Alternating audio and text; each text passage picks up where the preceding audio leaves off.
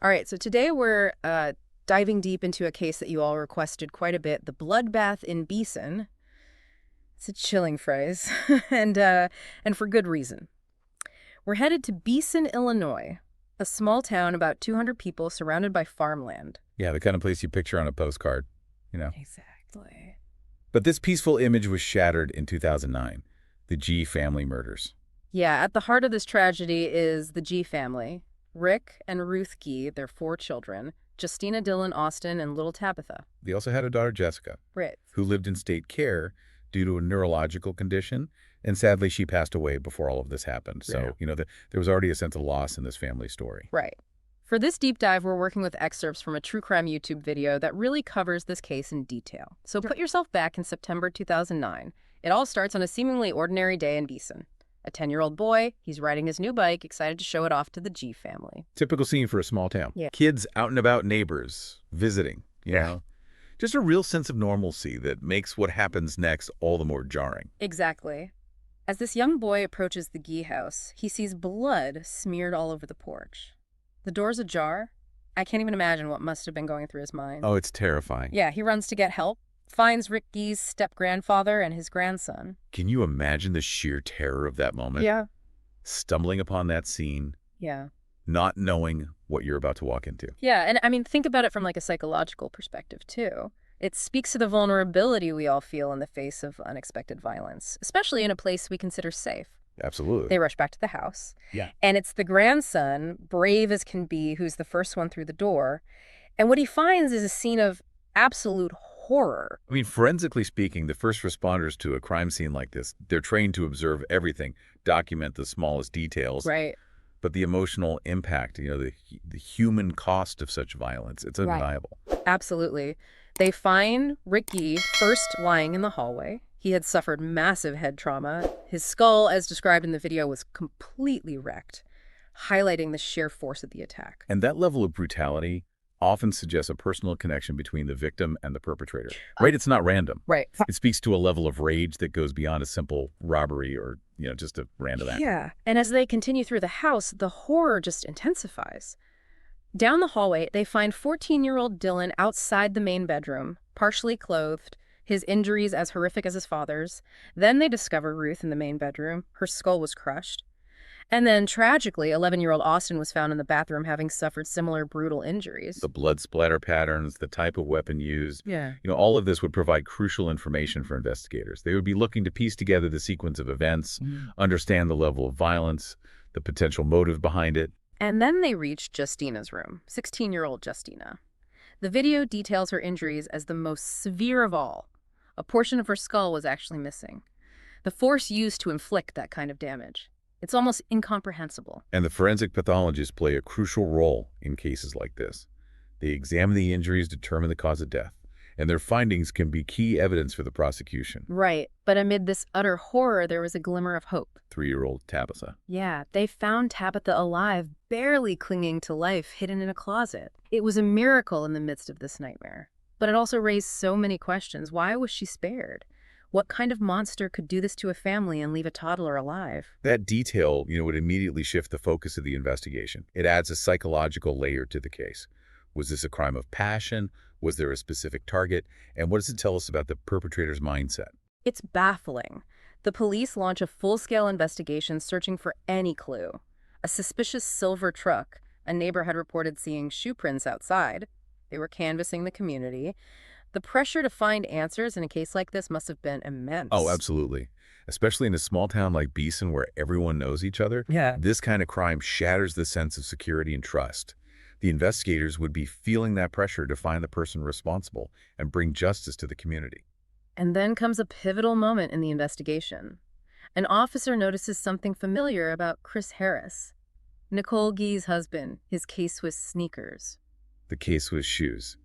It's amazing how seemingly insignificant details can become crucial pieces of evidence in a criminal investigation. Yeah, remember those shoe prints they found at the crime scene? Right, and those shoes in particular would have been examined for any trace evidence, soil, blood, anything that could link them to the crime scene.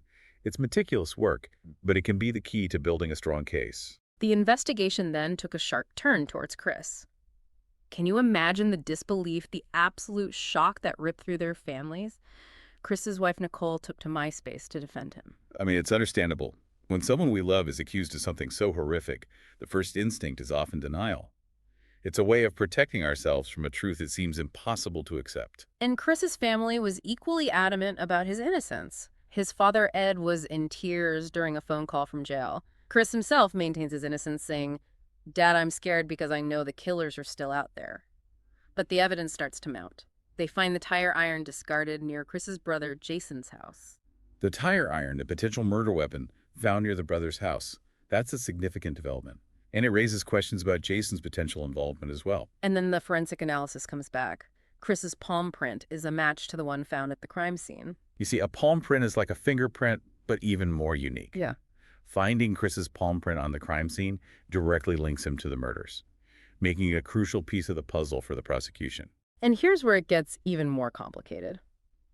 Chris's brother Jason cracks under pressure. Jason's testimony is going to change the entire trajectory of this investigation.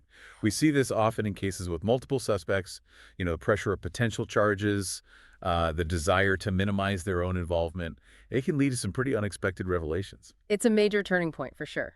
Jason cuts a deal in exchange for his testimony. He says that they were partying that night, drinking, using cocaine, and ended up at the Gee house.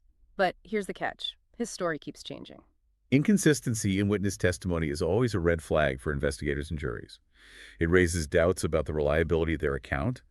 However, even with inconsistencies, certain details might remain consistent, and those could be incredibly valuable. Right, and there's one constant element that runs through all his versions. Right. Chris is the one who committed the murders, and the details he provides, well, they're bone-chilling. Jason claims he heard screams and thumps from inside the house, saw Dylan escape through a window only to be attacked again.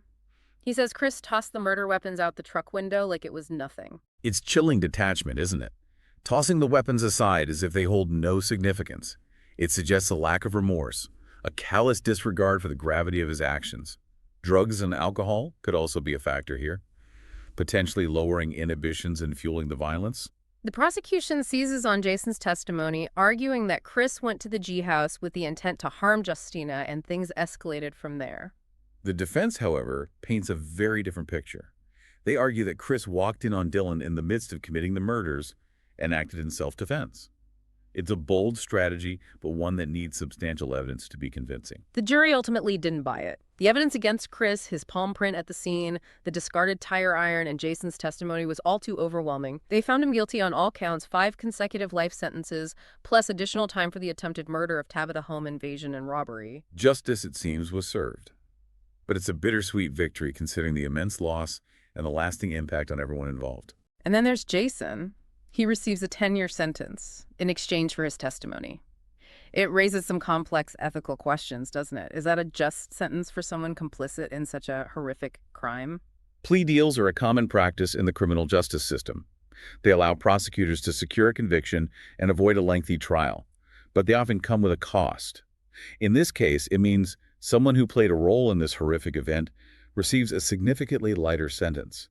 It leaves a lot of people grappling with whether that's a fair outcome. It definitely sparks a debate about the nature of justice and accountability. And we also can't forget about Tabitha. She miraculously survived, but she bears the physical and emotional scars of that night. Her statement at Chris's sentencing was particularly powerful and heartbreaking. She said, "I am 7 and it still breaks my heart. I wish you were dead and my brother, sister, mommy, and daddy were alive." Tabitha's statement is a stark reminder of the profound and long-lasting impact trauma can have, especially on a child. Her words carry so much weight, expressing the pain and loss that will likely stay with her for a lifetime. It's a testament to her strength and resilience that she was able to make such a statement, but also serves as a somber reminder of the ripple effects of this tragedy, how it extends far beyond the immediate victims. Right. The community of Beason was forever changed by this event. The first responders who witnessed the horror of the crime scene, the investigators who painstakingly pieced together the evidence, even those who just lived in Beason. They all carry a piece of this trauma with them. It challenges their sense of safety, their trust in their community, and it can take a long time to process and heal from that. And there's another layer to this case that's important to discuss. The TV show, When Murder Comes to Town, did an episode on the Gee family murders, and it caused quite a stir. Ah, yes. That episode sparked a lot of debate. It relied heavily on the defense's narrative portraying Dylan as a troubled, potentially violent young man. This upset a lot of people who knew Dylan and those who worked on the case. They insisted the show's portrayal was a complete misrepresentation. It highlighted the danger of relying on a single narrative, especially in a complex case like this. It underscored the importance of considering multiple perspectives, of digging deeper, and of being critical of the information presented. It raises an interesting question about the responsibility of true crime media. How do you balance the need to be entertaining with the obligation to be accurate and sensitive to the victims and their families? How do you avoid sensationalizing tragedy? These are difficult questions, but important ones to consider when engaging with this genre. Absolutely. In a case as complex as this one, it's crucial to remember that the truth is often nuanced and messy, and it's important to be wary of narratives that oversimplify or distort the facts. It's easy to get caught up in the drama and intrigue of a true crime story, but we must remember that behind the headlines, there are real people, real lives impacted by these events. Their stories deserve to be told with respect and sensitivity. The episode of When Murder Comes to Town did bring up another interesting point. They focused on the pressure faced by investigators in this case, especially in a small town like Beason. Can you elaborate on that? What are some of the unique challenges they would have faced? Well, in a small town, everyone knows everyone. The investigators might personally know the victims, their families, even the suspects. That can create emotional biases, influence perceptions, and make it difficult to maintain objectivity. The pressure to solve the case quickly to provide answers to a terrified community can also lead to tunnel vision or overlooking crucial details. That makes sense. And in this case, with the added pressure of media scrutiny and national attention, it must have been incredibly challenging for the investigators to navigate those complexities. Absolutely. And on top of that, they're dealing with the gruesome reality of the crime scene, the emotional weight of the victims' stories, and the pressure to bring justice to their families. It's a demanding job, both physically and emotionally, and this case in particular would have tested even the most seasoned investigators. Amidst all this darkness, though, there are glimmers of hope. Tabitha, despite her unimaginable ordeal, has shown remarkable resilience. She went to live with her sister, finding love and support within her family. And the community of Beason, though, forever marked by this tragedy, came together to create a space for healing and remembrance. They dedicated a playground in memory of Austin, Dylan, and Justina. It's a place where their laughter and spirit can live on. It's a beautiful testament to the enduring power of hope and love, even in the face of such immense loss. Yeah, it really is inspiring to see how a community can rally around, those who have suffered such devastating loss. It speaks to the inherent goodness and resilience of humanity. It does, and it highlights the importance of, coming together, offering support, and creating spaces for healing and remembrance. The playground dedicated to the children is a perfect example of this. It transforms a place of tragedy into a symbol of hope, a reminder that even in the darkest of times, life and joy can persevere. The Gee Family case also sparked a lot of discussion about the role of true crime media, particularly with that When Murder Comes to Town episode. It seems like there's always this delicate balance between sharing these stories and potentially, exploiting the tragedy for entertainment. Right, you're absolutely right. It's a complex issue with no easy answers. True crime has become incredibly popular, and while it can shed light on important issues like, criminal justice, victim advocacy, societal problems, it also has the potential to sensationalize violence and trivialize the suffering of those involved. It's really up to the creators of this content to approach these stories with sensitivity and respect, prioritizing accuracy and responsible storytelling over shock value. And as viewers, I think we need to be mindful as well. We need to remember that these are real people, real families impacted by these crimes. We shouldn't consume these stories for pure entertainment, but rather as opportunities to learn to empathize and to engage in meaningful conversations about these important issues. Exactly. It's about approaching true crime with a critical eye, understanding the complexities of the cases, and remembering the human cost of these tragedies. So as we wrap up our deep dive into the bloodbath in Beason, what are some key takeaways you think our listeners should keep in mind? Well, this case really underscores the importance of vigilance and awareness, even in seemingly safe communities. It also highlights the role of forensic science in criminal investigations. How seemingly small details like a palm print or a shoe print can be crucial pieces of evidence. And it emphasizes the lasting impact of trauma, how it ripples through families, communities, and the lives of those involved in the justice system. It's a chilling reminder that darkness can lurk anywhere, but it's also a testament to the strength and resilience of the human spirit. We've seen the devastating consequences of violence, the complexities of the criminal justice system, and the long road to healing. But we've also seen the power of community, the importance of compassion, and the enduring nature of hope. These are the things we should carry with us as we reflect on this case and move forward. Well said. And on that note, we come to the end of our deep dive into the bloodbath in Beason. It's a case that continues to raise questions, spark debate, and remind us of the fragility of life and the importance of seeking justice and understanding.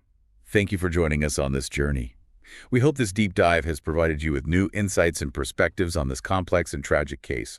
Remember, there's always more to learn, more to uncover, and more to discuss. So keep those questions coming, keep those conversations going, and let's continue to shed light on these important issues together.